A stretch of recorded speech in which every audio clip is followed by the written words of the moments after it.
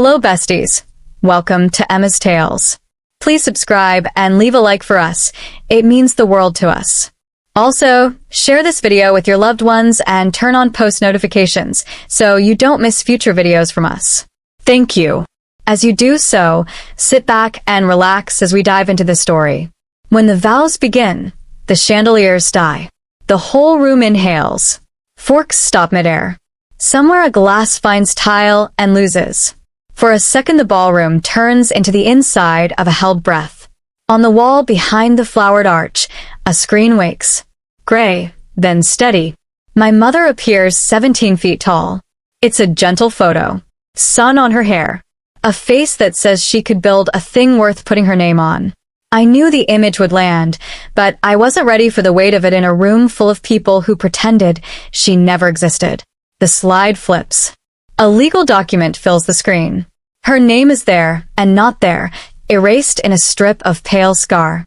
The words don't need explaining. Everyone in this room can read a contract in their sleep. The screen goes white. One line sits in the middle, cold and simple. For what you did to our mother. That's all. 10 seconds. Then the screen dies, and the chandeliers flare back to life. Security starts moving. The bride's father stands. Cameramen in the press pen raise their equipment like shields. The officiant smooths his book and pretends this is nothing. I look at my father. He flinches. It's small. A tightening around the eyes. A shift of weight. The kind of public man spends his life sanding down. But it's there. He sees her, and he knows why she's here. I stop shaking. Don't forget to like and drop a comment. If this is your first time here, hit that subscribe button. We decided this part weeks ago. 10 seconds of truth to cut a clean room down the middle. No speech, no chant, no voiceover. Then move.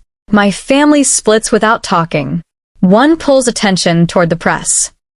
One walks the long way to the back to leave a sealed envelope with a few board members who should have seen that document years ago. Another moves through the tables like he belongs here, and I don't have to look to know he's planting the second envelope. The third is simply a shadow guiding traffic, opening a gap where I need one. I take the aisle with a florist's badge pinned to black. People look at my hands, not my face. They see a worker and stop seeing a person. It's a trick that never stops working. My father stands beside a woman in white. He is very handsome and very expensive. He is the kind of man always lit from the front. The light has loved him a long time. I pass the second row. I kneel to pretend to fix a child's bow tie. The child is staring at the blank screen and doesn't notice me. I rise into a flow of tuxes and perfume. I can feel the rhythm of security, the sweep, the glance, the natural blind spots. It's a song I learned in schools, offices, hospitals. Walk like you belong, and belonging will do half the work. I reach him. My hand lands as a light touch on his lapel, as if I'm adjusting a flower. He doesn't look down. He is smiling for the cameras again. I slide 2 fingers along the seam of his jacket and into the pocket I mapped in my head so many times I see it when I close my eyes. Slick lining. Paper. Metal. The metal is small and cold and bites my nail as I hook it free. Safety deposit keys are always more ordinary than they feel. I close my fist around it. The paper surprises me. Thick stock. The ridged dent of a notary's seal. For a beat my breath thins. I angle the flower to hide my fingers and ease the envelope up and out. It releases with a soft sound that makes my teeth hurt. The bride's hand brushes his sleeve. He squeezes her fingers without really holding them. I can smell his cologne. It is the same kind he wore when I was a child and thought good smells meant good men. I step away. Don't forget to like and drop a comment. If this is your first time here, hit that subscribe button. No one calls out. No hand grabs my wrist. I'm just a woman in black moving like water where 1,000 people have somewhere else to look. The ballroom is loud again. The screen crews argue under their breath. The officiant starts a sentence that sounds like a stalling technique. The band tries to play something that will glue the room back together. It doesn't take. We fold ourselves out of the hall in pieces the way we came in. Kitchen smell. Polished corridor. The bright steel of a service door that sticks unless you lift as you push. Then a slap of daylight and the clean stink of an alley. We regroup in the quiet between dumpsters as if we planned it that way. We did. Nobody talks for a moment. I put my back to cool metal and breathe. I open my hand. The key sits in my palm, ugly and perfect. The others don't reach for it. They don't need to. It's real because we can all see it. It's real because he flinched. I take the envelope out of my jacket. The paper is smooth and heavy. The seal is pressed into the corner, blind and proud. The handwriting on the front punches through me like a sudden step down in the dark. To my 5. Not to my children. Not our names in a careful row. To my 5. I don't open it. The noise from the hotel swells, and the alley starts to feel crowded with things we can't see yet. Press looking for a side door. Security trying to make something look controlled. We leave. We don't hurry, and we don't linger. That's the trick. We borrow the city like everyone else does, one block at a time. Daylight, shadows, a breeze that feels like rain coming, a food cart steaming, a cab honking at another cab for pretending to be the only cab. We cut through a garage with expensive cars that look like they are waiting for better people. We take stairs that make our legs complain because stairs don't leave records the way elevators do. We emerge on a different street than the one where we went in, and no one cares about 5 more bodies in the stream. We don't get into the waiting car. We keep it for later. It rolls away like a fact that doesn't need to be obvious. Don't forget to like and drop a comment. If this is your first time here, hit that subscribe button. I hold the envelope in both hands as we walk, not because I think it will fly away, but because it feels like the weight that kept us on our feet when we were small and everything else was falling. The date in the corner makes my mouth go dry. It's from the year his company went public. The year we stopped asking questions out loud. I want to read it right there on the sidewalk. I want it so bad my teeth hurt. We keep moving. The place we use isn't ours, which is why it is safe. A shallow stairwell. A door anyone would miss unless they already knew it. A small room that smells like wood and lemon and old air. A draft table in the middle. A fan that pretends to be useful. I set the envelope down, and the key beside it. The table holds them like it understands weight. We stand around the table the way we stood around cheap dinners and school projects and laundry baskets for years. It's not a circle. It's a habit. My throat burns. I didn't plan for that. I thought anger would keep the water away. It doesn't. I am not crying. I keep telling myself that. The line between not crying and crying is thinner around handwriting, you know, by muscle memory. I slide a nail under the flap and stop. I look at my family. They look back. No one needs to say yes. We all nod anyway at the same time because some habits come from sharing a heartbeat before we had names. The glue releases with a sigh. A folded document sits on top, clean language, stamps, the cold shape of law. Under it a letter on plain paper. Not letterhead. Not official. Her loops and hooks. The kind of writing you recognize in darkness by the way it leans. I read the first line in my head, and then I hear my own voice saying it out loud, because I can't hold it. To my 5. If you're holding this, I ran out of time to tell you how to finish what I started. A fist lands on the building's downstairs door. Not a knock. A hit.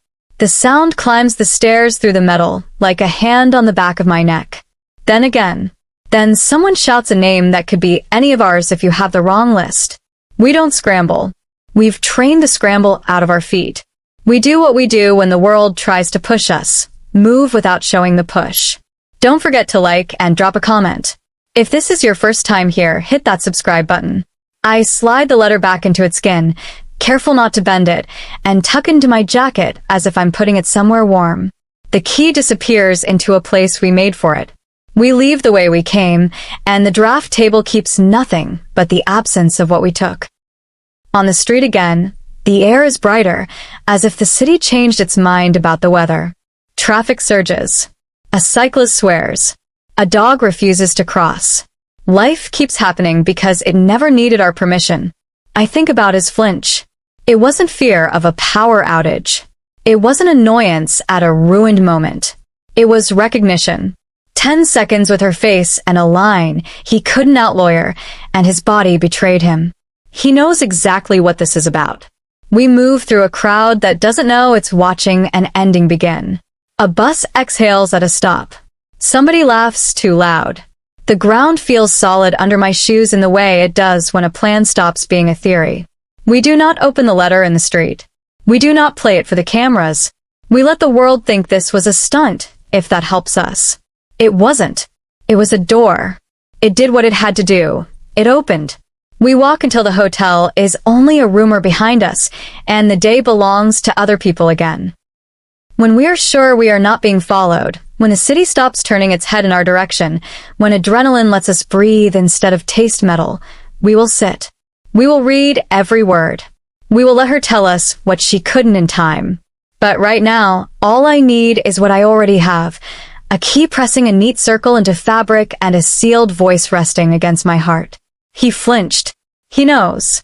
And our mother, even gone, is still speaking. I press my palm flat over the envelope. It's warm for me. The streetlight changes. We cross. We didn't open the letter right away. We sat with it and the key on the table and let our breathing slow until it belonged to us again. The paper felt warm under my palm, as if it had a pulse. Before we broke the seal, the past rose up and asked to be told in order. My mother met my father in a borrowed lab that smelled like burnt coffee and solder. She wore the same jeans 3 days a week and tied her hair back with a rubber band she kept around her wrist. He showed up in a shirt that looked expensive because it was carrying a notebook with nothing in it but his name. He had a grin that read like gravity. He reached for knobs when he didn't know what they did. She swatted his hand away, then let him stay because he did the annoying thing of being helpful. Don't forget to like and drop a comment. If this is your first time here, hit that subscribe button. They were good together for a while. He had a nose for opportunity, so keen it bordered on smell.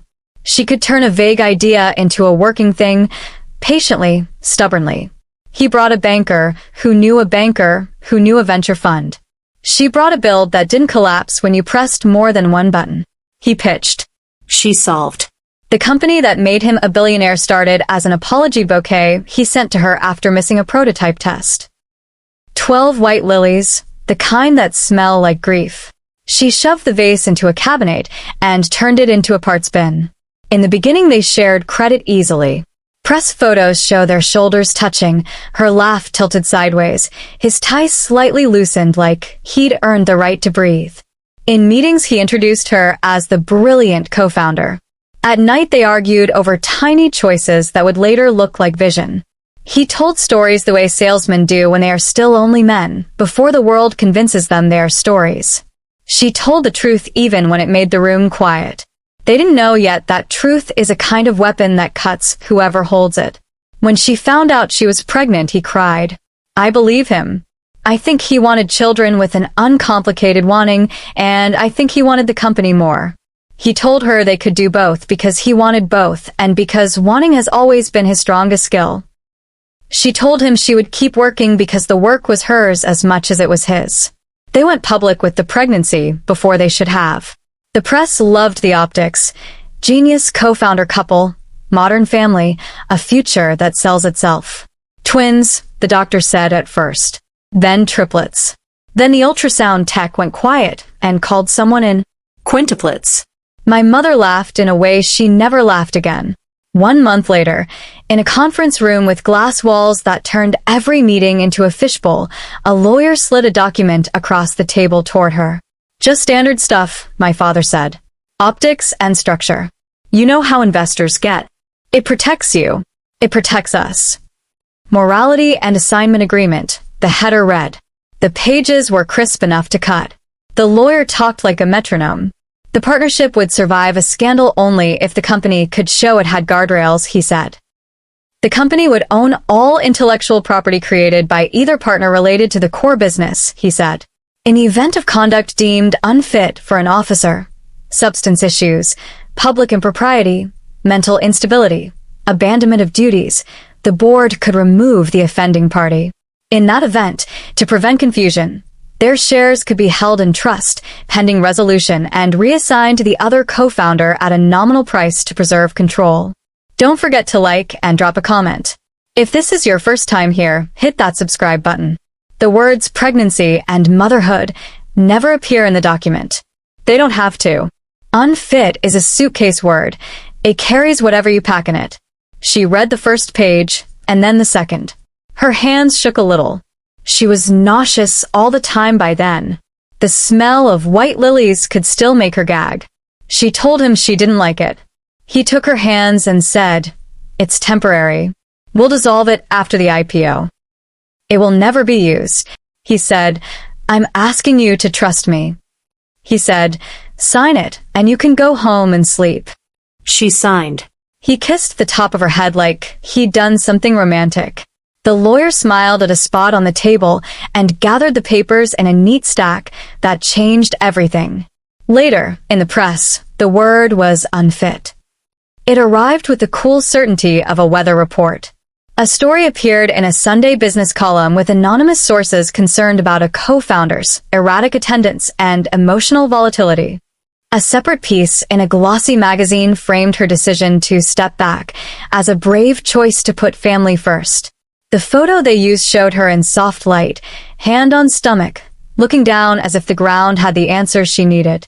The online comments were kinder than they could have been, and cruel in the way of people who will never be invited to sit at a small table where big things are decided. The board met without her. Minutes exist for that meeting. We have copies now. At the time, she was told it was standard, a cooling-off period, the kind of thing that protects everyone. She was removed as an officer, pending a wellness review. Her email access was cut. The pass key she wore on a lanyard stopped lighting green. At the same time her body became our house, it also became the reason she could be gently pushed to the curb. She never admitted how much it hurt. She tucked herself into the part of the couch that had learned her shape and told us later, when we were old enough to see the muscles in her jaw, that she was fine, that it was temporary, that they were sorting out the words. She didn't know yet what was coming. Complications arrived like weather too. A swelling she tried to ignore until her shoes didn't fit, a blood pressure number that made the nurse go still, a headache that wouldn't climb down. Preeclampsia is the clinical word. Nothing about it feels clinical when you watch someone you love get small inside a large problem. She needed a procedure sooner than soon. The doctor circled it on a form. Insurance approval required. Don't forget to like and drop a comment. If this is your first time here, hit that subscribe button. We grew up on the story of a letter that was supposed to keep her alive. The envelope was sterile and official, with the company's plan logo in blue at the corner and a barcode that looked like a secret language. It arrived the day after she was suddenly removed from his health plan. The letter used the phrase non-spousal dependent to describe her. It said coverage didn't apply. The algorithm that allows companies to be people one again. She sat on the edge of the bed and read the letter 3 times, then called the number and unfolded herself into 3 different versions of pleading. The woman on the phone, trained to be both kind and firm, explained the appeals process in a voice that tried to be a hand on a shoulder. My father's legal team had filed the change fast. The separation papers went to a P.O. box. The plan administrator got the update first. The hospital's finance office used words like self-pay. Expensive becomes a smaller word when you're wrong about time. She got the procedure. She shouldn't have had to fight to get it. She survived us and brought us home in shifts, tiny and furious, 5 names muttered between naps and feeds like a spell against disappearing. Her body never fully recovered. She had a soft cough that visited when she was tired, and she was always tired.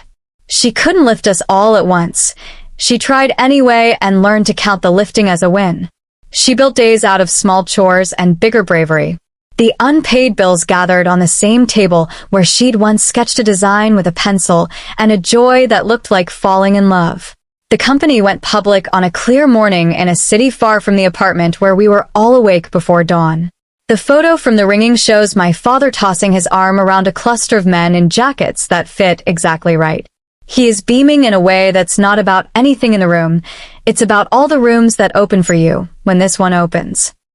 The caption lists the board, the lead investors, the celebrity who came to ring the bell. There is no caption for the woman who wasn't there. There is no caption for 5 babies in 5 seats, 3 of them shrieking, 1 asleep, 1 watching a dust mote float through a square of early light like it had someplace important to be. The smear was efficient. He didn't need to raise his voice. He hired people who placed pieces about a founder who burned out and the genius who couldn't scale. A whisper campaign speaks loudly enough when it travels with money. Consultants who used to return her calls suddenly had lunches at exactly the times she asked to meet. The niche forums where builders talk began to refer to her work as promising but messy. Recruiters told her gently, flatteringly, that she was overqualified for the roles they had, which is a clean way of saying, we don't want the trouble. The cost of being right is often a door closed quietly while you stand on the other side with your dignity and your rent. Don't forget to like and drop a comment. If this is your first time here, hit that subscribe button. We learned to take care of each other by taking care of her. She taught us that caring for someone is a skill you can practice. She taped schedules to the fridge that put order into what could be chaos. 4 nights a week, the whiteboard held squares with our initials in them and a chore and a time. The squares were tiny lives we could complete, and checking them off felt like winning small wars. She taught us to stack plates 1 hand under 1 on top to save trips. She taught us to keep spare batteries in a bag by the door for the camcorder because memory wasn't something you could rely on. She made dinner out of coupons and stubbornness. She fixed broken things with tape and belief. She made the apartment feel like somewhere you arrived, not something you settled for. Our skills trace back to those years as cleanly as wires returned to the breaker. Theo learned to take apart the DVD player because it ate her favorite movie and he wanted to give it back. He put it together again and then did the same thing with a laptop, then a desktop tower, then a server he bought in pieces and rebuilt on the kitchen table, labeling each screw with painter's tape. Jax learned routes through stores, through neighborhoods, through bureaucracies. He could bring home what we needed without being noticed. He could make a path through a crowded room just by believing it existed. Lena learned people, their patterns, their tells. She liked stories, not as decoration but as maps. She could look at a headline and tell you who had placed it and why. Mara learned law in the waiting rooms of agencies with walls the color of size. She read forms while we colored on the corners of them. Later, she took night classes because someone had to know the names of the things that kept turning into hands. I learned strategy because somebody had to keep the moving pieces from colliding. I drew plans on napkins and then made them into lists, and we moved through those lists like water finds a slope. We pieced the truth together slowly, like a puzzle with missing edges that still somehow makes a picture. A box in the hall closet held journals. She wrote in them after we went to sleep. Pages of neat loops and angled questions and drawings of interface flows that were so clear even I, who can't code, could feel their logic under my skin. She wrote about meetings and the way a room changes when the person speaking is a woman whose body is busy with 5 people at once. She wrote down things he said that sounded like care and worked like control. She wrote down the day the keycard light turned red. She wrote down the number of the letter that denied her coverage and circled it 3 times as if the circle could teach it shame. We found old mini-DV tapes in a shoebox with a camcorder that ate batteries for sport. The first one was labeled in her hand. Proof. The video is shaky and lit by kitchen light that makes everything in the frame look honest. She sits at the table wearing a sweatshirt with a stain she doesn't explain. She is thinner than I remember. She doesn't look at the lens at first. When she does, her mouth makes a shape I've seen in the mirror. Don't forget to like and drop a comment. If this is your first time here, hit that subscribe button. If you're seeing this, she says, you're older than I am right now, which is not ideal. But here we are. She takes a breath. He told me the agreement protects me. Maybe he believes that. Maybe things are simpler inside his head than they are outside it. In case anyone tries to tell you, I didn't build what I built. Folder 2, Drive with the blue tape. Prototype from late January. The naming conventions are a mess. I apologize in advance. She smiles at the table. Don't apologize to men who make messes for sport, she adds, to herself or to us, I don't know. We watched that tape on the floor with our legs touching because we always sat like that, 5 kids arranging ourselves the way we had arranged in her body. After it ended, we watched it again. The third time, we wrote down the words she said so we couldn't misremember them and handed the list around to compare our handwriting to hers. We didn't open the drawer with the blue tape drive yet. We weren't ready. We were teenagers. We had exams and crushes and a mother who tired too fast. The future was a room we could feel through the wall. When we finally opened that drawer, years later, the drive sat where she said it would be, exactly as if she'd set it gently there and said, "Wait until you're big enough to hold this." Theo plugged it in and made a sound like prayer when he saw the directory structure. She had left us receipts in a language engineer's respect. She had left notes with the kind of detail only the person who actually did the work bothers to write. There were emails that ended abruptly because she had to get up and see about a bottle warming on the counter. There were drafts of contracts with her comments in the margins. She'd written, in a tone that still makes my chest hurt, "This clause reads like it knows what it is and doesn't care. Feeks." We found the first hint about a safety deposit box tucked inside a notebook that had grocery lists in the front and wireframes in the back. On a sticky note stuck to a page with a sketch of a sign-in flow, she'd written, "Bank. Vault. Ask for a room. Box that ends in 26. The number wasn't complete, as if writing it whole might make it fragile. Next to it, "Not yet. When you're together." In ink a little darker, as if added later, she'd written, "You'll know." We didn't know how long she kept the deposit box or what she moved into it when. We knew only that she had planned for a future in which she wasn't given the time to say everything face to face. She had made her love into architecture and paperwork because those were the materials the world would respect. She went back to work in smaller rooms. She consulted for people who valued the thing itself more than the story about the thing. She sat with women who were building something lonely and taught them how not to be. She never sued him. The idea disgusted and exhausted her in equal measure. She knew the case would be framed as bitterness. She didn't want her last years to be a public argument with a man who thrived on attention. She believed the work would speak in the end. She left it a microphone. Don't forget to like and drop a comment. If this is your first time here, hit that subscribe button. We grew up. We aged into our faces. Our skills hardened into tools. The company that would have been ours became a pillar of other people's portfolios. He mastered the art of being photographed looking like he doesn't care about being photographed. If contrition was required, he could produce quarters of it at a time. He added philanthropy in deliberate, gleaming strokes.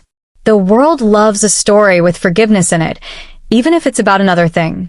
We talked about doing something. We didn't always agree on what something meant. It's easy to promise unity when you're children, and all the decisions are small. It's harder when your lives cut away from each other and come back with different edges. We fought. We took breaks from each other. We sat in cars outside one another's apartments and argued in whispers because neighbors. We wrote emails with drafts we never sent.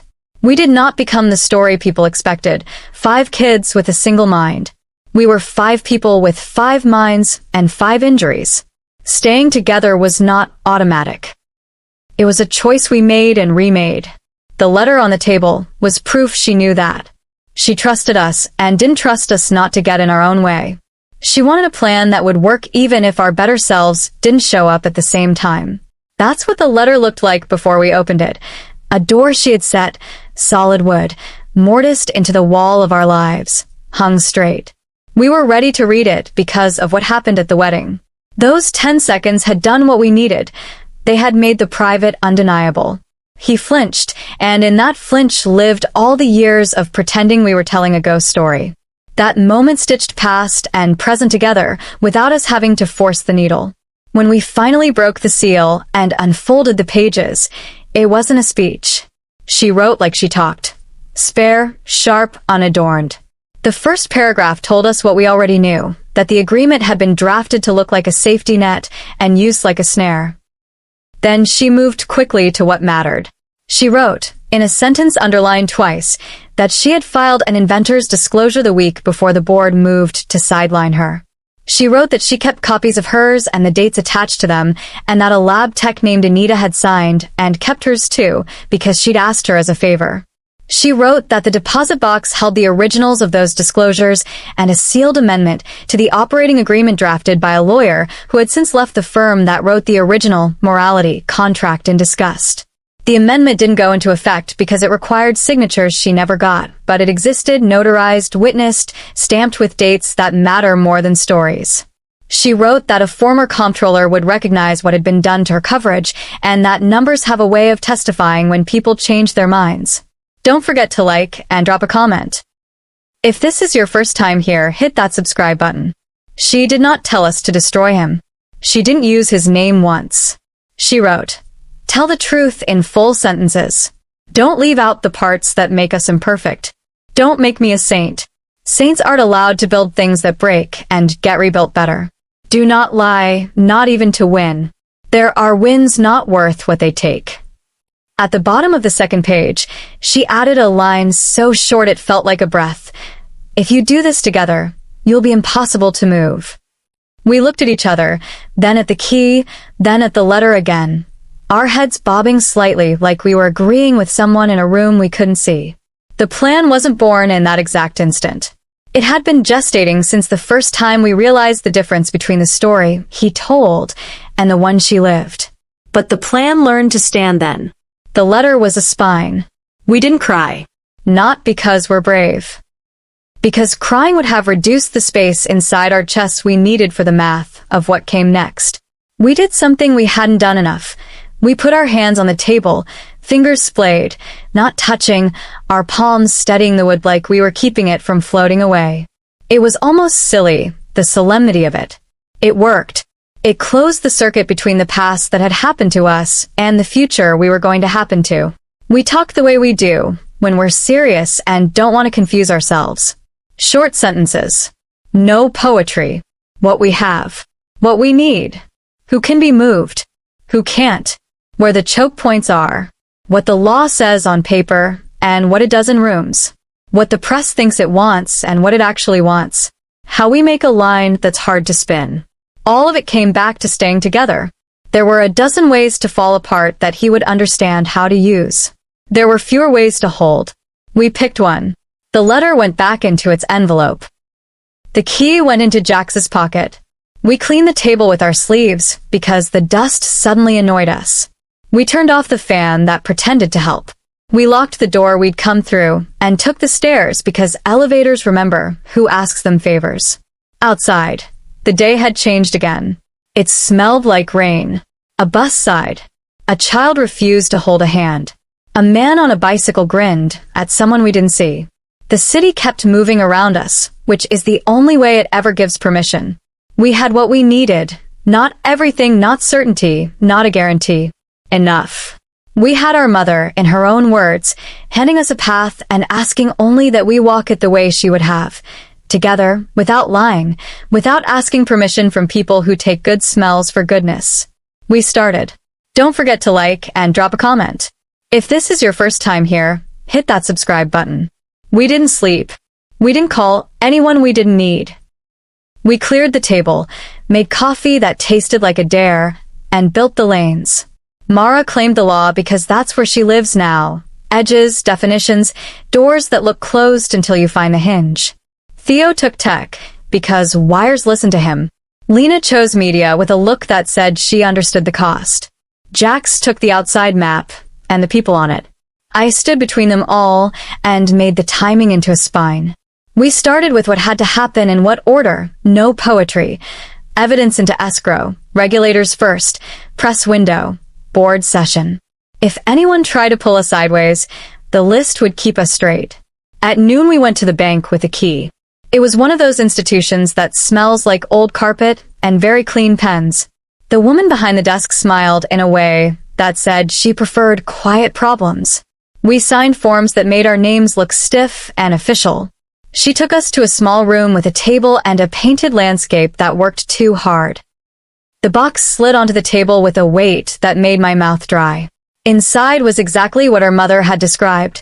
A trifold of inventor disclosures with dates pinned to the tops, a sealed amendment stamped and notarized, and, inside an anti-static bag, a small silver USB with a strip of blue tape.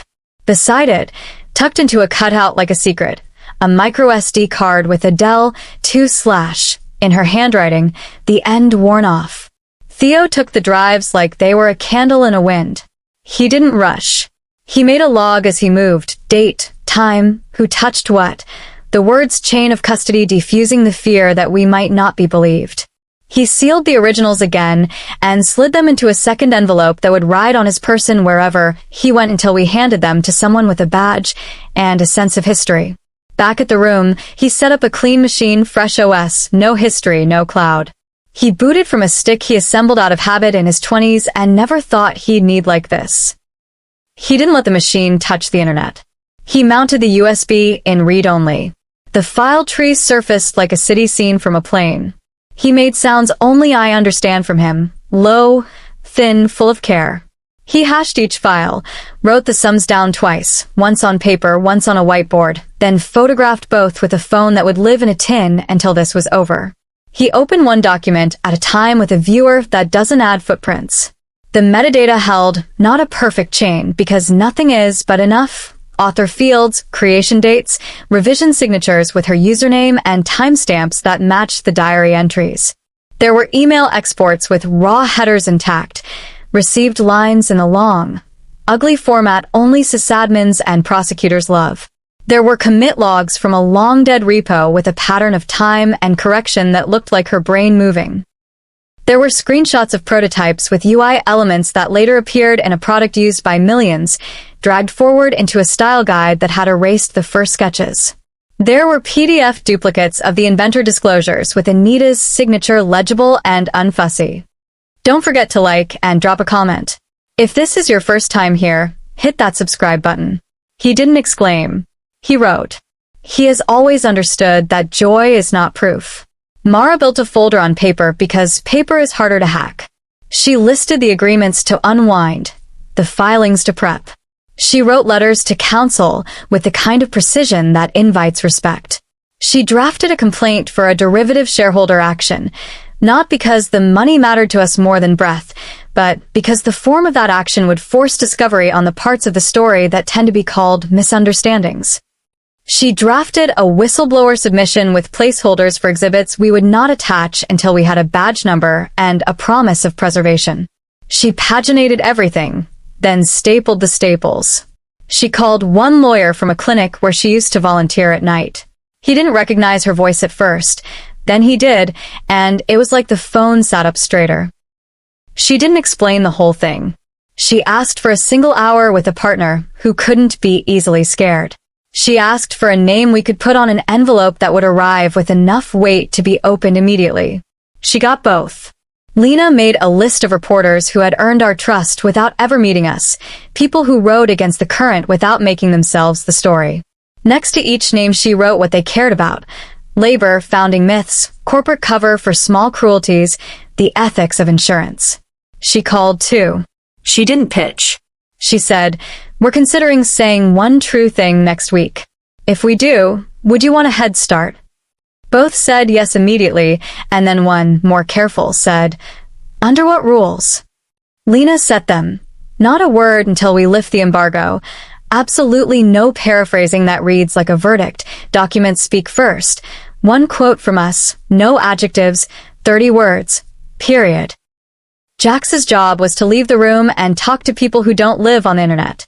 He found the retired comptroller at a garden plot on the south side of the city, kneeling in damp soil, coaxing tomatoes into remembering how. The man's hat was a giveaway from a charity gala at our father's office. It looked like a joke now. When Jax said our mother's name, the man sat back on his heels like he'd been punched in the chest. He wiped dirt on his thighs and said, "I told myself I didn't know. But I knew." He went home with Jax and brought out a cardboard file that smelled like basements and spring cleaning. He had kept copies of coverage reclassification directives he was told to send without asking questions, and a memo that explained how to process spousal status changes quickly to minimize optics exposure. He agreed to sign an affidavit. He told us he wanted to say sorry, but knew the apology wasn't ours to receive. We argued about whether to protect his name. We decided not to use it until it mattered for the board's decision. The truth is enough without a body count. Don't forget to like and drop a comment. If this is your first time here, hit that subscribe button. My part was to keep time. Plans die when they try to do too much all at once or a little all the time. I drew the calendar as a line with 4 teeth. I marked the moment the evidence would enter escrow. I marked the moment the regulator would receive a packet. I marked the window we would hand to journalists, and the exact minute the board would be asked a question it couldn't answer with a smile and a platitude. I worked backward from the company's earnings call, 2 days out when we started. Those calls don't change the past, but they shape the story. The street listens when numbers are on the table. If we force the room to hear one new fact at the same hour, the math and the truth would interfere with the spin. We kept our phones dark, our laptops unhungry. We wrote with pens that felt like hammers. We ate when we remembered and slept in turns, or pretended to. We stopped being siblings and turned into an engine. The first strike came before morning. A courier slid a cream envelope under the door with the weight of expensive paper and threat. Mara slid it open with the side of a key. A law firm retained by him, different from the one that wrote the original agreement, accused us of misappropriation, defamation, tortious interference, and a collection of things designed to scare people who can't afford someone to say those words back. They threatened to seek an injunction. They demanded preservation from us, while implying they had nothing to preserve. They CC'd a reporter at a tabloid with a subject line that might as well have read, "Print me." An hour later, the story dropped. Quintuplets plot to cash in. Greedy, unstable, sources say. There was a photo of us at a grocery store one summer when we were 19 and left the house in sleepwear and audacity. It read as unhinged because we looked like teenagers. The story hinted at family trauma, using words that make strangers feel like they know you and can step over you. It invents quotes. It quotes close friends who have never met us. It's lazy and violent in the way a tabloid can be when it believes it will never be sued by people who don't have a war chest. I watched Lena read it twice. The first time, her face went stone. The second, a small muscle jumped at her jaw, the one that twitches when she wants to break something and has promised not to.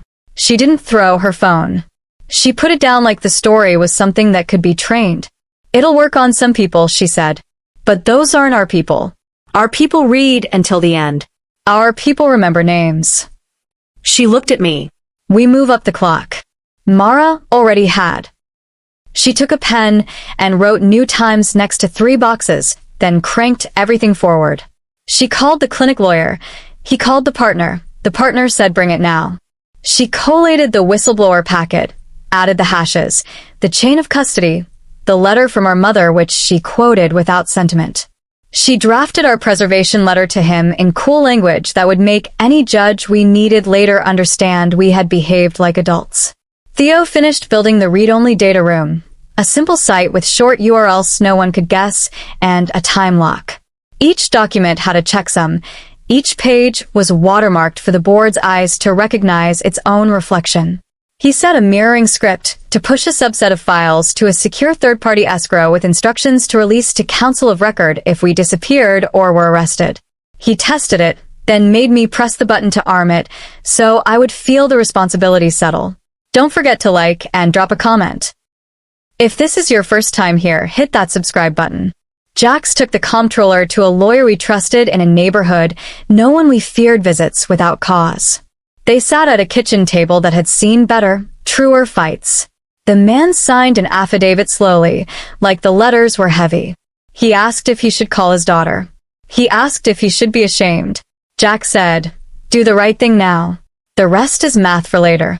It wasn't comfort. It was a handle. Lena rewrote the thread. She cut the cute. She cut the fury. She cut any line that could be read as vengeance. She blocked out 3 posts. 1. A single image of the inventor's disclosure with our mother's name and date. 2. A scan of the coverage reclassification directive with identifying information for employees scrubbed. 3. A 20-second clip of our mother demoing the early build. showing a feature used by their product years later. Under each, she typed one sentence that started with a verb and ended with a period. No hashtags. No bad. The work would be the adjective. I took a walk around the block in the hour before dawn because the room had begun to look like a problem instead of a solution. The air had a cold edge that made my lungs pay attention. Trucks made the first deliveries of the day. A bodega owner rolled up his gate, and the metal made a sound like a thing waking up sore. I put in the microSD card voice memo we found in the box. The one Theo said had no metadata he trusted. It played in my ear as if she were walking next to me. Tell the truth, my mother's voice said, and the sound of it hit a piece of me I had armored. But tell it well. The difference between honesty and cruelty is the part you leave out to make yourself feel good. Use short words. Don't perform your pain for people who only came for the performance. Put the documents first. If you're tempted to humiliate him, ask yourself if you're confusing that with accountability. There's a difference. One builds a better room. One just makes this one loud. I stopped at the corner and looked at a bus stop ad featuring my father's foundation smiling at its own reflection. I didn't feel rage. I felt tired, and then a steady calm that scared me because it felt like power. I walked back with that sentence in my pocket. Tell the truth, but tell it well. We tightened the crank. At 9 we put the packet in the partner's hands. He read in the thoughtful silence of someone who makes a living deciding what can be stood on. He underlined the dates.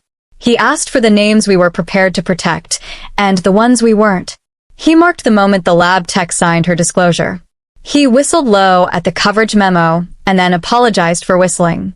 He wrote 2 names on a card, regulators whose inboxes mattered, and who had a record of ignoring pressure. He asked if we came to win, or to fix. I said both in that order. He nodded as if that was the only answer he respected. At 11 the escrow acknowledged receipt with a reference number that made it feel like something larger than us was paying attention. Mara logged it. She filed the whistleblower submission electronically and then in person because sometimes systems suffer amnesia. Paper jogs memory. She asked for a stamped copy. She got it.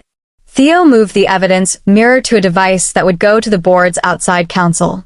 He printed a letter for them that didn't accuse, it invited. We request that you review the attached materials in your capacity as independent counsel to the board, it read. We believe you will conclude that certain previously unknown facts change your fiduciary analysis. It was dry. It was surgical. It was impossible to ignore. Jack set the meeting with a retired comptroller and the lawyer who would sit beside him when the board asked what he knew. The man wanted to waver. Jax didn't cajole. He told him exactly what the choice was. Be remembered for what you did this week, or for what you didn't do years ago. The man put his hand flat on the table and said, then this week. Lena set the embargo with the 2 reporters. Monday at 2 p.m., 30 minutes before the earnings call. Enough time for the first wave to read. Not enough time for comms teams to build a full moat. She wrote the quote they could use from us. We are asking for our mother's work to be named and for a policy to be fixed. We are not suing our father today. She sent it to all of us. No one asked for a stronger verb. Don't forget to like and drop a comment. If this is your first time here, hit that subscribe button. At noon, another courier tried a second letter. It was more polished, more performative. It warned of irreparable harm and loss of goodwill. It asked a court we hadn't approached yet for an ex parte hearing. It accused us of intending to trade on confidential information. It threatened to subpoena our phones, our cloud, our friends. Mara called the firm and said one sentence in a voice I had never heard. Please preserve your client's communications from the following dates. Then she listed them. The woman on the phone grew very polite. Sometimes being treated like a peer is the only sign the other side knows it's out of practice being decent. We considered another move, taking the story to a friendly fund, one that owned enough shares to request a special meeting. It felt risky. Money likes to be right more than it likes to be brave. Jax made the call anyway to a manager who grew up in a house that understood bills. The person on the other end listened without interrupting. They didn't promise allegiance. They promised a question. If the call goes sideways, they said, we will ask for a session. It was enough. You don't need a guarantee. You need a lever. We ran drills in the afternoon. Not rehearsals for television. Rehearsals for fear. We sat at the table and took turns saying the worst thing we could imagine being asked. Why now? Why not Sue? Are you after money? Are you making this up to hurt him? We answered in one sentence each, short and clean. Because we finally had what we needed. Because we want policy, not blood. We'll accept royalties owed. We will not accept silence. We have receipts. The threat from the tabloid turned into noise by evening. Other stories ate it because noise eats noise. People who love us texted and asked if we were okay. We didn't answer. We preserved the record like it was a fragile animal. We made dinner thick and starchy and ate it standing up because sitting felt like giving permission to relax. We checked locks twice and then a third time. At midnight, I couldn't make my hands stop moving. I arranged papers. I rearranged them. I went to the sink and ran cold water over my wrists until they felt like a part of me again. Lena sat on the counter and watched me like she was guarding a baby. You're not turning into him, she said, seeing a fear I didn't say. Manipulation and strategy aren't the same thing. He hides facts to make rooms bend. You're putting facts where people can't look away. If you ever forget the difference, I'll throw a glass of water at you. That's assault, I said, because jokes sometimes disarm what's grabbing your throat. Come get me, she said, and made a face that was pure childhood. I laughed. It broke the wire. In the morning we delivered the board packet by courier to the Independent Council, signature required. We CC'd the two directors, most likely to worry about the part of their bio that bragged about ethics committees. We didn't blast it to all of them.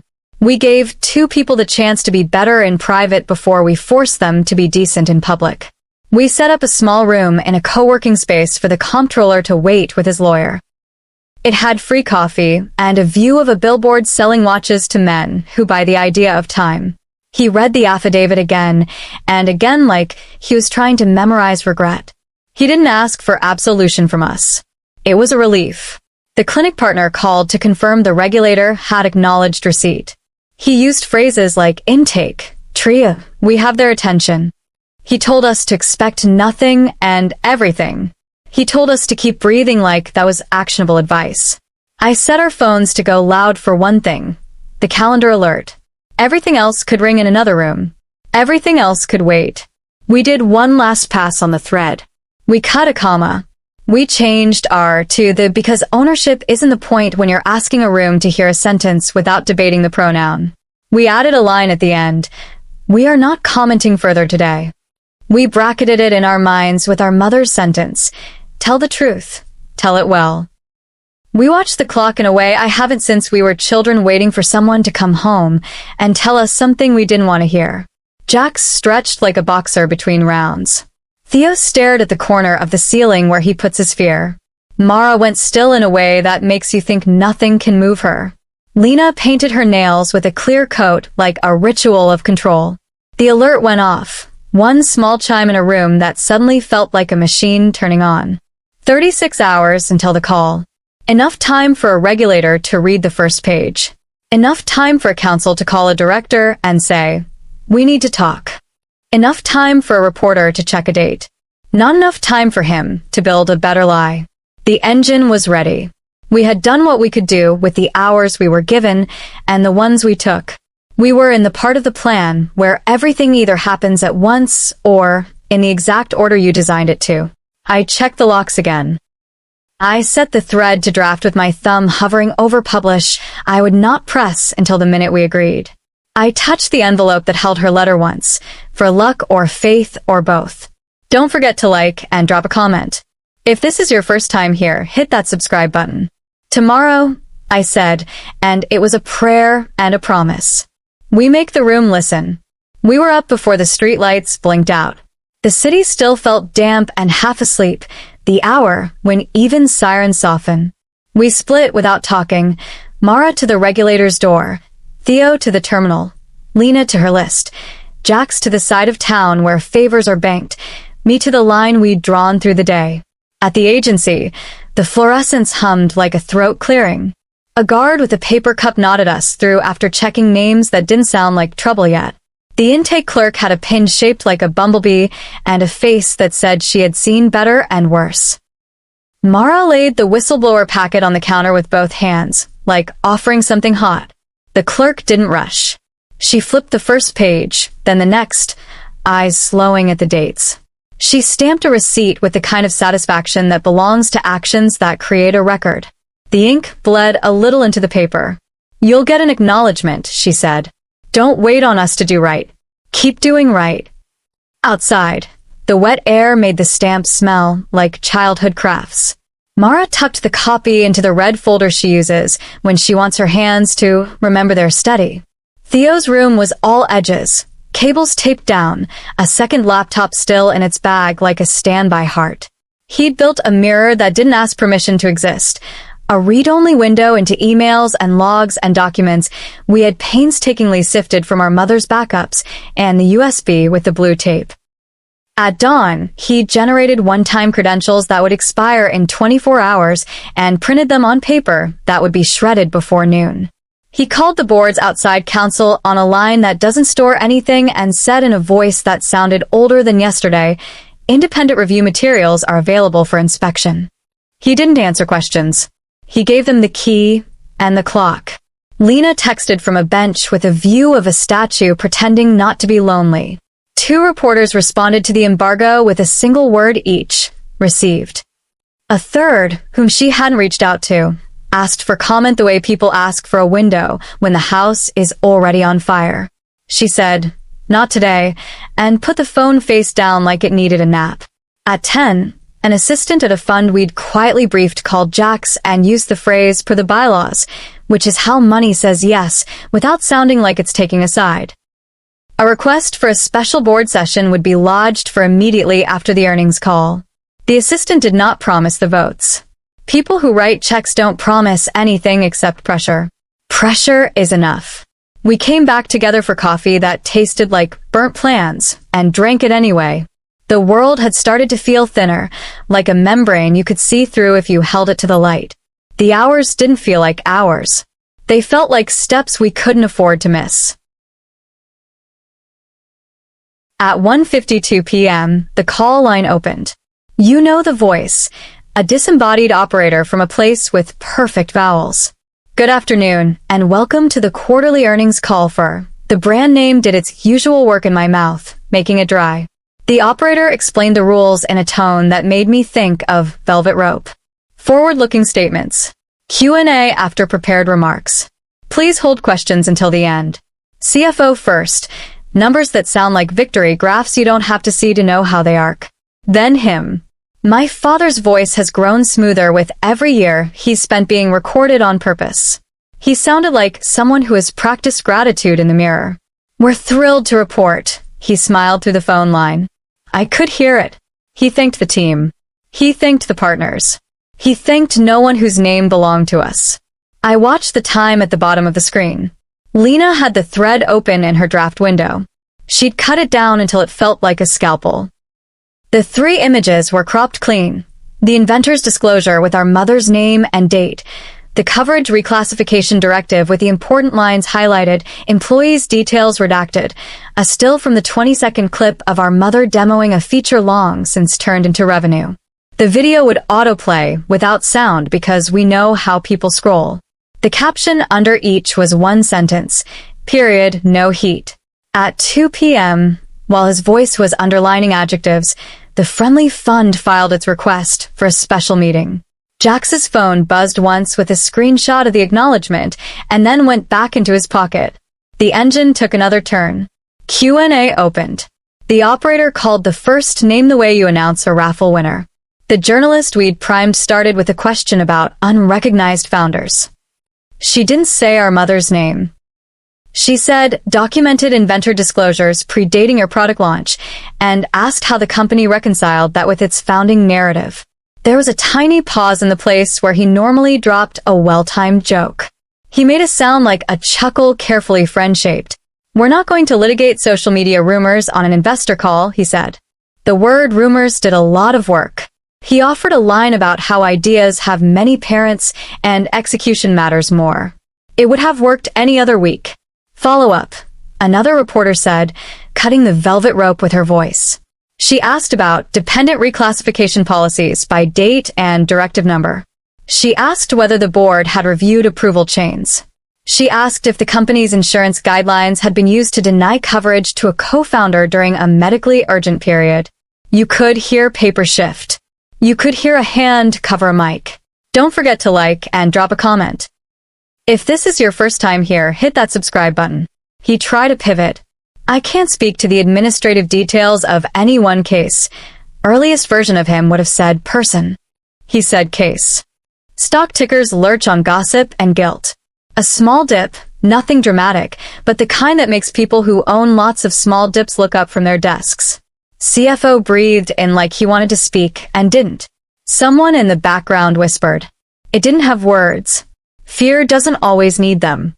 At 2:07 p.m., Lena hit publish on the first post. No hashtags, no intro.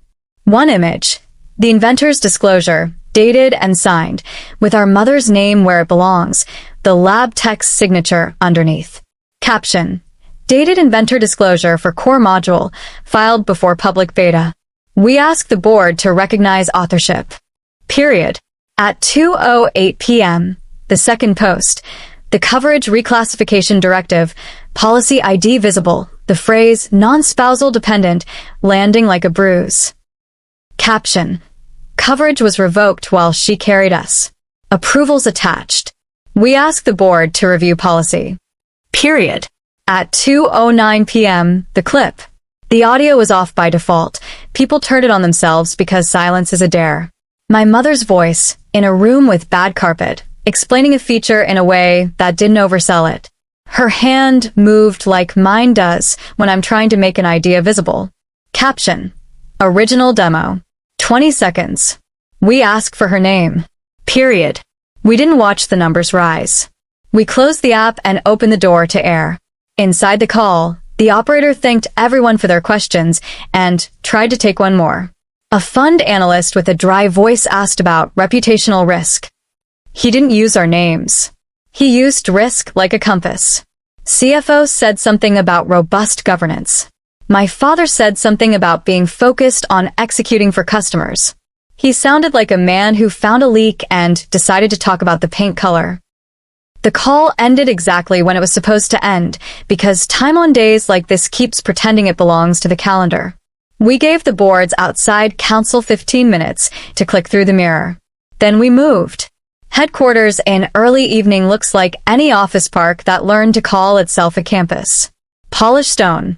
Glass that reflects your smallness back at you. The lobby smelled like citrus and money. We didn't go through the lobby. Jax led the comptroller through a service entrance that always sticks halfway because no one cares for the back of a thing. The man had changed shirts and folded his hands so hard his knuckles went white. He kept looking at the floor like it deserved an apology. He carried the affidavit in a brown envelope as if it might try to escape. We went up in a freight elevator that hadn't been polished for donors. The boardroom was colder than it needed to be. Long table, carafes sweating onto coasters, legal pads aligned like they had been measured. We stood near the door, as if we were only visiting our own story. Directors filed in with faces arranged for seriousness. General counsel sat with an expression built for saying no in polite sentences. Outside counsel, the one who had received the mirror access, took a seat with the look of someone calculating how to be useful and survive it. He arrived last, of course. My father walked in like the temperature had been set for him, jacket cut to a new angle, expression set to the version that calms a room. He did not look at us. We were furniture until we weren't. The chair cleared his throat. The friendly funds request sat on the agenda in the middle column like a heartbeat. Before anyone could decide to pretend the day had been ordinary, outside counsel spoke first. Smart. We have reviewed a subset of materials provided by the petitioners, he said, neutral voice, neutral eyes. We have verified chain of custody representation sufficient for preliminary analysis. We advise the board that the materials, if authenticated fully, are significant. The word significant has a smell in rooms like that. It smells like cold metal. General Counsel began to remind the board about procedure. The chair let him finish, then nodded toward us. You asked to be heard. Mara stepped forward. She didn't raise her voice. She laid the red folder on the table with the line of the seal facing the chair. The regulator has our whistleblower submission. Your counsel has mirror access to the evidence. We are here to request two things: recognition of co-founder status for our mother based on dated disclosures, and an immediate review and overhaul of dependent reclassification policies. No adjectives. No verbs that could be spun into threat. She had made herself a sentence. She said it and then stopped. My father finally looked at us the way you look at a noise you'd hoped was a harmless appliance. This is outrageous, he said. These are my children. They're confused. They've been misled. Don't forget to like and drop a comment. If this is your first time here, hit that subscribe button. We didn't answer. There's a shape to silence that teaches a room where to put its attention. We held it. Outside counsel flipped a page. There are emails with author attribution, timestamps predating key milestones. There is a lab notebook with a witness signature. There is a reclassification directive with OK, S written across the top. That signature is very similar to the CEO's hand. He didn't look up when he said it. It was cleaner that way. The comptroller made the small sound of someone deciding to speak. He stood with his envelope against his chest. He started to say, I'm sorry, and stopped, remembering it wasn't ours to receive. He said, I processed the reclassification. I knew it was wrong. He put the memo on the table beside the carafe. The paper went a little dark where the condensation kissed the corner. He pointed. That initial is his. My father lashed for the only handle in reach. Get them out, he said to security, who had been standing near the door pretending to be part of the architecture. This is a confidential session. General Counsel didn't look at us when he answered. They are petitioners and shareholders. The word shareholders landed like a weight. We had bought our tiny stake months ago, every penny of it earned elsewhere, deliberately small, deliberately recorded. They have standing for the specific requests they have made. Removal would be inappropriate. The chair looked older in that second. He turned to my father. We will hear them and counsel. Lena slid a copy of our mother's disclosure toward the middle of the table. No commentary. Outside counsel covered the page with a hand like it might try to run. He had that look again, the one that tries to stay useful. We have one additional item, I said. I slid out the sealed amendment from the deposit box, the thing she wrote and notarized and never got signed. I kept my voice flat. Our mother drafted an amendment, never filed, which establishes a royalty ladder to any children of mine who continue my work ethically, contingent on recognition of her authorship. It is not self-executing. It becomes relevant if the board acknowledges her status and chooses to adopt the substance of it through a new instrument. A director famous for saying the reasonable thing when cameras are on him couldn't help himself. This is irregular. So is history, Mara answered, and because she didn't sharpen the line, it stayed in the room as something like respect. Don't forget to like and drop a comment. If this is your first time here, hit that subscribe button. Outside counsel read faster. He pulled up the mirror on his device and cross-referenced dates. The air conditioner hummed. Sweat rolled down the side of the carafe and bled into the napkin under it. He finally exhaled like someone who had forgotten to. If authorship is recognized, the board may be obliged to negotiate a royalty framework under several theories, he said. There is risk to ignoring this now that the materials are in the public domain. Risk is the language rooms like this use when they are trying to do the right thing without admitting it. The chair asked for a recess. People stood and didn't leave the table. They conferred in low shapes. Someone asked for a glass of water and didn't drink it. My father paced a single line from the head of the table to the window and back, hands in pockets like they weren't shaking. He stopped at us and tried another angle. This is an ambush, he said softly, for me only. You could have called me. You could have kept her coverage, I said. You could have kept her name. He stepped back like I'd reached across and touched him. Maybe I did.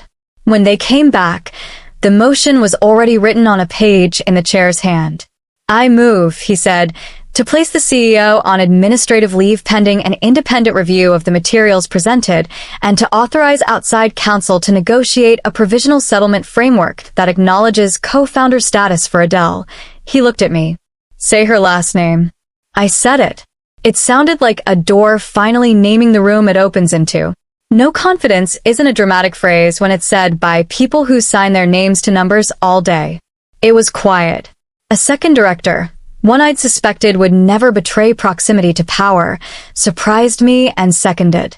Another came around after outside counsel murmured a date in his ear and the word fiduciary. It wasn't conscience. It didn't need to be. Sometimes you accept the path a person takes to reach the right place because the place matters more than the road. They called the vote. Hands went up. Two held, faces tight in ways that looked like fear of headlines. The motion carried. My father did not do theatrics.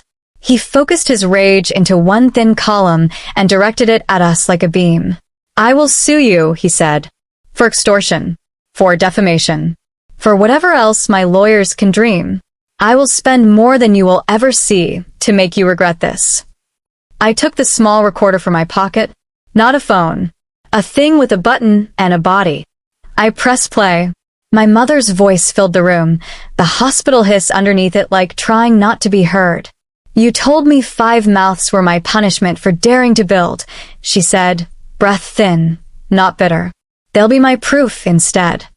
Don't forget to like and drop a comment.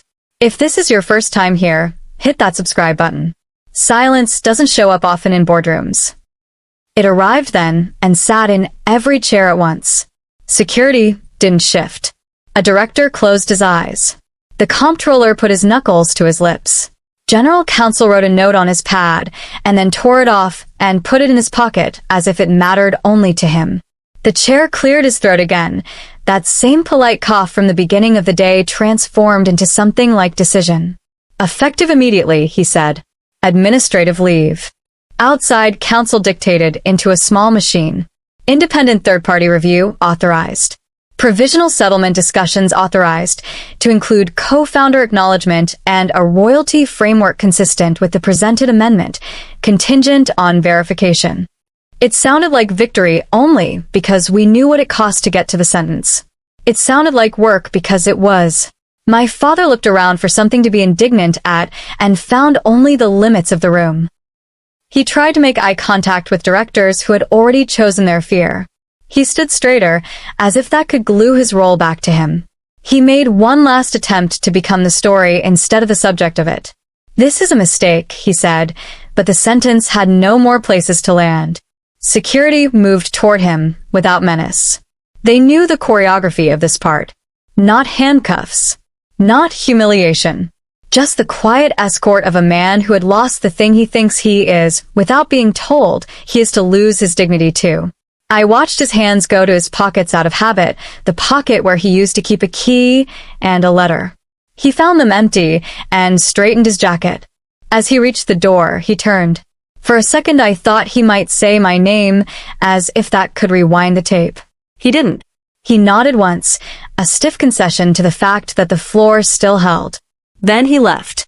The room breathed. You could hear it, like plaster settling after a storm.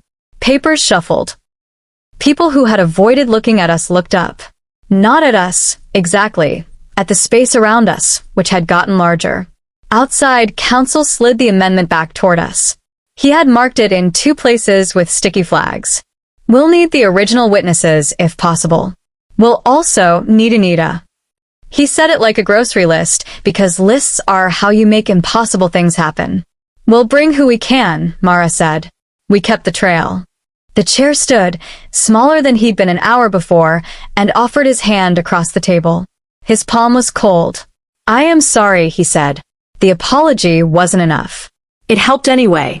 We left through the same service corridor where Jax had ushered the comptroller, whose shoulders looked 10 pounds lighter and 10 years older at the same time. The air outside felt like a different city. I didn't know if it was, or if my lungs had learned a new way to use it. Lena checked her phone and grimaced. Calls, she said. Requests. Panels. Feeds you shouldn't read. She stuck the device back in her pocket like you put away a spoon when you're not cooking anymore. We're not doing a victory lap. We're not done, Theo said, and he meant the verification, the paperwork, the months of discovery and counters and negotiation. He meant the part of the story that isn't made for screens. He looked at me. We don't get to be finished just because today changes a noun. We walked without deciding where to go. Our feet took us away from glass and granite to a block with a deli that leaves the door open regardless of season. The bell over the frame chirped. The man behind the counter nodded like he nodded at everyone. We ordered sandwiches like people doing something ordinary because ordinary is what we had starved for. We ate on the curb. It's possible no food has ever tasted so much like the opposite of fear. My hands shook and then stopped. I thought about the recording, about her voice in that hard, honest register. I had wanted to save it for a different kind of moment. I realized there isn't a different kind of moment. Truth doesn't schedule around politeness. A bus wheezed to a halt. A flock of office workers emerged, looking at their screens, at each other, at nothing. Somewhere upstairs, someone was logging into the mirror to read a document that would change the way they spoke about the company in which they had believed without ever asking who taught it to breathe. Somewhere else, a policy would begin to be rewritten. Non-spousal dependent would go the way of other phrases that don't survive daylight. We didn't smile like winners. We didn't cry like children. We sat with bread and meat and the silt of a day that had finally acknowledged everything we'd carried. Jax elbowed my shoulder when he saw my face tilt toward old anger. Eat, he said, without softness. It was better than softness. It was a hand on a back telling a body to stay in the chair it had earned. When we stood, the sky had gone the color it goes when a city decides it will be evening weather or not you're ready. We walked past the building again because the sidewalk is everyone's and because I wanted to see if it looked different from the outside when the inside changed. It didn't. That felt right. The world doesn't announce each shift. It keeps taking steps and expects you to keep pace. My phone vibrated once with the calendar's next square. Independent review kickoff, morning after next. Another alert, 5 minutes later, from a number I didn't save because saving it would have given it a place. A one-line message from a director who had voted yes. It read, "We will get this right." It might have been a promise. It might have been a thing he needed to tell himself. It didn't matter. We had taken his crown. The rest would be chisels and patience. Don't forget to like and drop a comment. If this is your first time here, hit that subscribe button. We headed home by the long way. A little girl in a blue dress dragged a stick along a fence, counting the bars aloud and losing track without caring. A woman watered a plant too late in the day and shrugged at the mistake. A couple held hands, that ridiculous, stubborn act. The city made room for all of it, as it always had, as it had for us even when we didn't notice. I put my hand over the place where I'd kept the letter all day. The paper was flat now, the creases set, the weight familiar. It hadn't changed. We had. Not handcuffs. Not humiliation. Just the crown no longer fitting the head that had grown used to it. That was enough for the day to end. Tomorrow would bring lawyers and articles and threads arguing with threads. Tomorrow would bring every version of what we'd done told by people who prefer noise to sentences. Tonight, we had a table waiting somewhere that wasn't ours and felt like it, and the first page of a different story to write, one where a name sits where it belongs. We walked toward it like people who had remembered how. By morning the city had already started telling our story back to us in headlines that sounded like weather reports. Co-founder recognized posthumously. Policy overhaul for dependent coverage. Interim CEO appointed. I read them the way you read the label on a bottle you've used your whole life that's finally been named correctly. The words didn't make me feel triumph. They made me feel like my shoulders had been set down on the right body. Employees posted photos of the new interim's first email in the company channels. The message was short and almost human.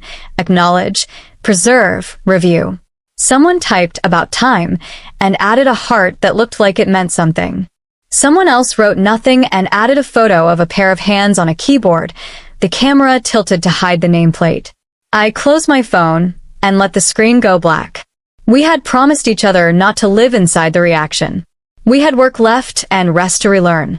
A tabloid offered us more money than we had seen in one place to sit on a couch under too much light and answer questions written for drama. We said no before our mouths remembered how to form the word. The producer wrote back with a different number and the word exclusive. We didn't count the zeros. We stopped answering. He called once. Unknown number.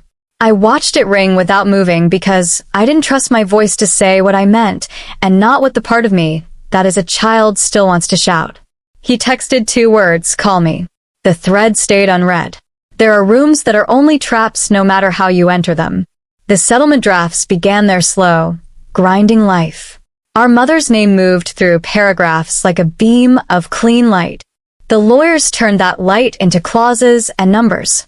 The royalty ladder from the amendment became a living thing, scaled, bounded, boring in the way of structures meant to last. The board authorized a task force for policy reform and gave it a timeline that would make delay look like insult. We asked for the language to be public. We asked that the word unfit be defined so precisely it could no longer be used as a tool of convenience.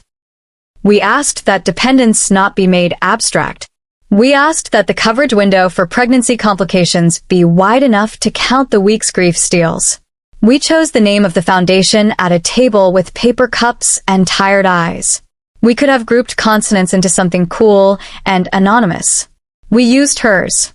The Adele Foundation, because you don't whisper a name you have spent your life trying to keep from being erased. We wrote a mission that sounded like a person talking, not a brochure. Fund maternal health coverage for high-risk pregnancies. Pay for lawyers when a woman building something meets a clause designed to swallow her. We put a percentage to it, royalties, speaking fees, if we ever took any, part of the settlement if it landed. We didn't write our cell salaries. Not at first. Not out of purity. Because we needed to believe this thing could stand up on its own legs before it carried us.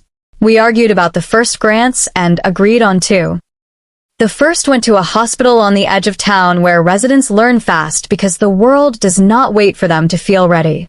The second went to a clinic run out of a storefront where the forms live in a stack on a chair, and the printer has to be convinced.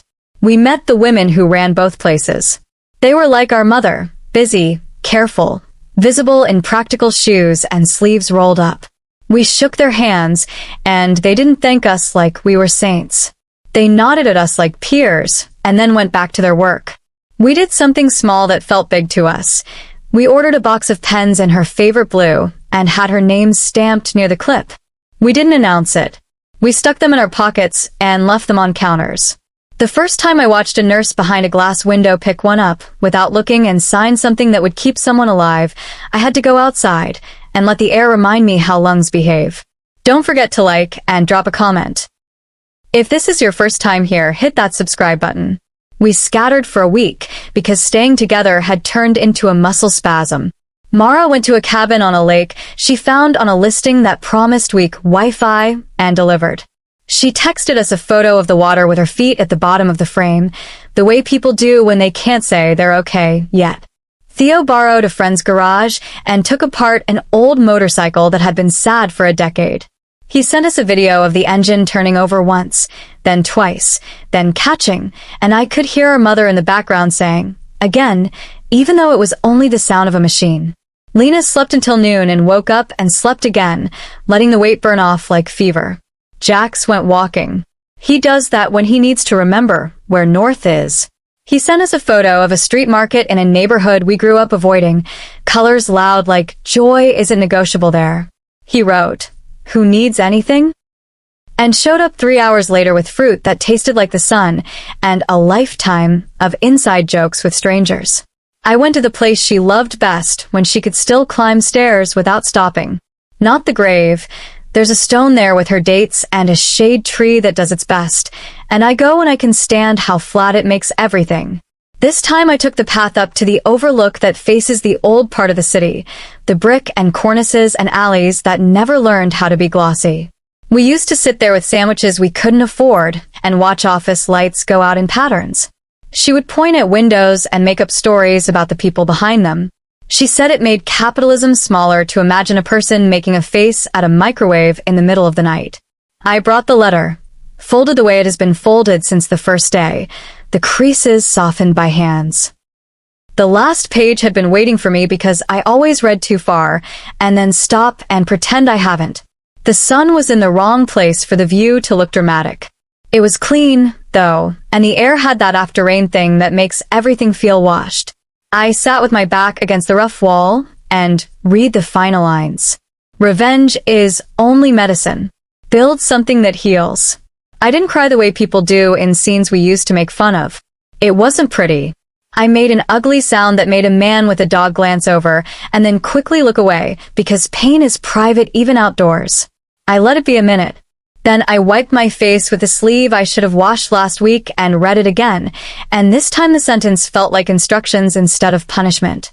On the way down, I stopped at the store that sells flowers and old postcards in wicker baskets. They had lilies, white, open-mouthed, the kind that smell like grief. I wanted to laugh. I bought daisies instead, dumb, cheerful things that live forever in a jar. I put them on her stone and told her about the clause and the policy, and the way outside counsel had said significant like a man trying to be careful and human at the same time. I said her full name out loud to the quiet air and let it thicken with being heard. The next week was paperwork. Settlement language, board minutes, press statements that said only what needed saying. The interim CEO kept his head down and his email short. The company's website added a page titled Founding with 2 photographs next to each other. In hers, she is looking down at something just out of frame. In his, he is looking straight at the camera like that's a job. The page didn't brag. It told the dates and put the documents where they belong. It spelled her name correctly in the URL. It mattered. Don't forget to like and drop a comment. If this is your first time here, hit that subscribe button. We were invited to a ceremony we didn't ask for. They called it a recognition, not an unveiling, which felt like someone in comms had learned the difference. We chose to go, not to be gracious, to occupy the space where she had been made small. This wasn't forgiveness. It was gravity. The lobby had the kind of light you get when an architect writes emails like poems.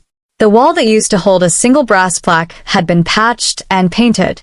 The new piece waited under a sheet that looked like it wanted to be heavier. Employees drifted in pairs, making quiet jokes and tucking phones away when someone older looked at them. A few wore the foundation's blue as an accident. A few wore it on purpose. The chairs said a few words. They were what you would expect and less, which felt right. Outside counsel stood at the back like a man who knows the story isn't his. The interim spoke like he was exhausted, which is how truth finds its way into voices. He thanked Anita by name for the witness signature on the old disclosure, and everyone made a small sound that wasn't applause and was better. They asked if we wanted to pull the sheet. We didn't. We nodded at an employee with a badge on a lanyard and a smile that felt unpracticed. He tugged the corner, and the cloth slid down and puddled on the polished floor. Black letters. No sheriff fleristis. The words were the shape of a hand you trust. Founded by her full name and his full name. I didn't need the letters to be black. I needed them to be there. Her name first, because that's how the agreement drafted in a small room and stamped with a bad date had put them. The ampersand looked like a bridge finally laid down flat. I tried to memorize the surface the way your fingers can memorize a scar. People lined up to take photos and changed their minds halfway, because some moments don't need to go online. Someone who looked 22 cried without moving their face muscles. Someone in a maintenance uniform stood very still, took a picture with an old phone, and put it carefully in a pocket like a prayer card. After a PR person asked if we wanted to say a few words, we said no. She looked startled, then relieved. It's work, performing gratitude. It's also not always honest. Not talking was our gift to ourselves and, in a way, to the building. Let the plaque do the speaking. Let the work that follows be the answer. We went outside into a day that had decided to be sunny without being smug about it. A line of food trucks waited along the curb because the company had bought lunch for everyone, and no one was pretending it wasn't also for us.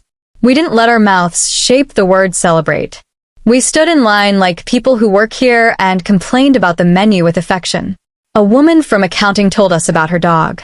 A man from facilities told us the elevators were getting fixed next week, for real this time. We nodded and meant it when we said that was good. The first grants cleared. The clinic sent a receipt and a photo of a copier with a handwritten sign taped to it that said working. The hospital sent a letter on paper with a watermark that felt like a promise, thanking us without performing gratitude.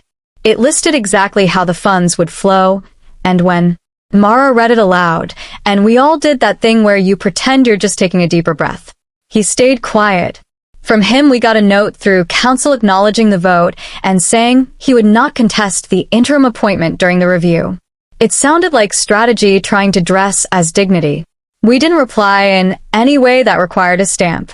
Someone we used to know in college emailed to say she was happy for us and wondered if we felt vindicated.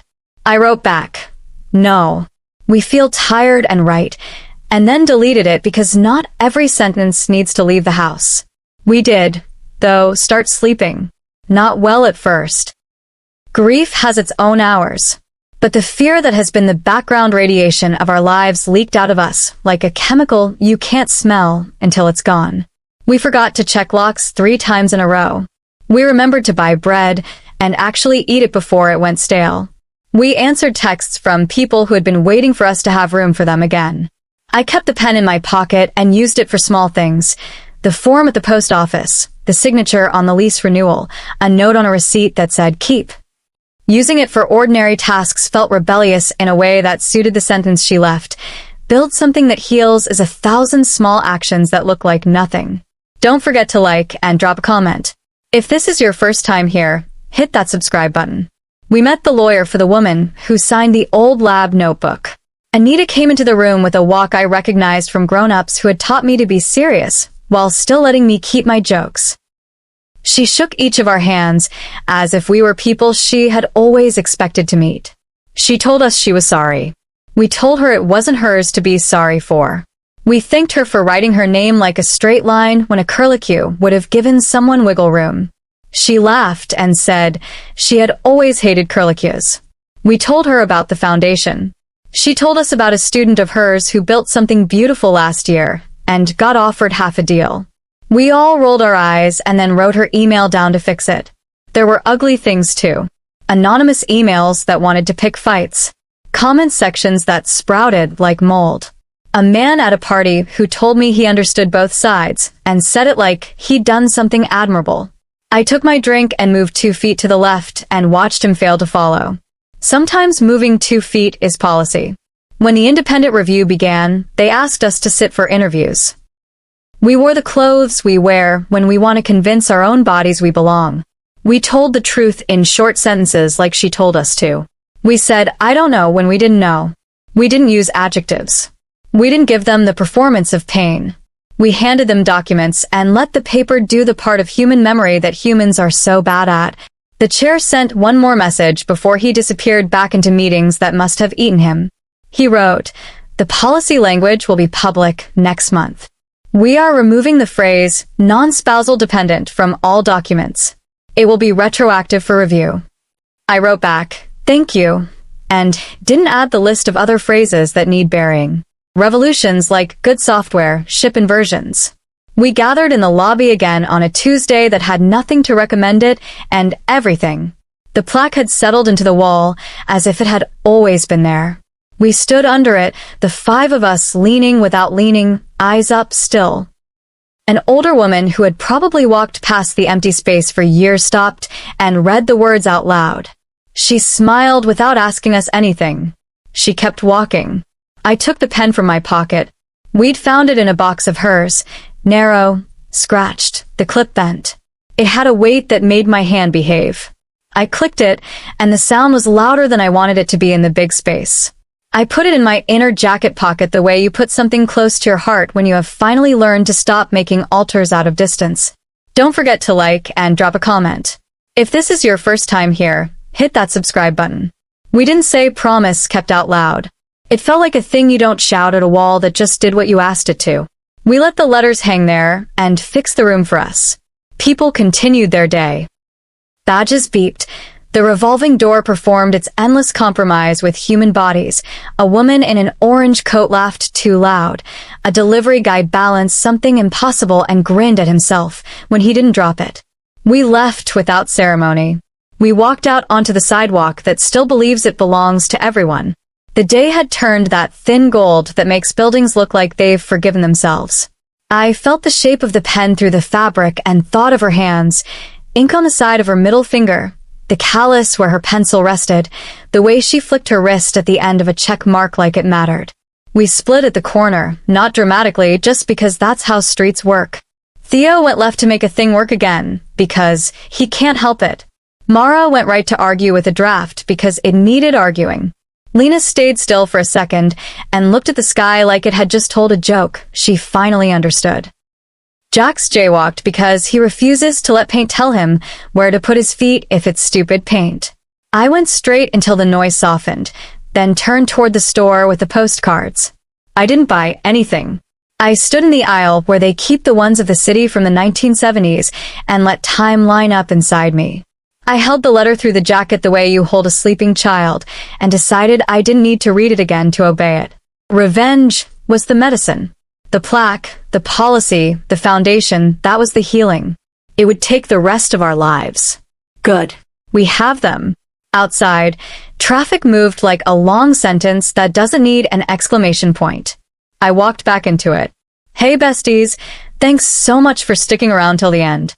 If you felt something, learned something, or just enjoyed the story, don't forget to like, drop a comment, and hit that subscribe button.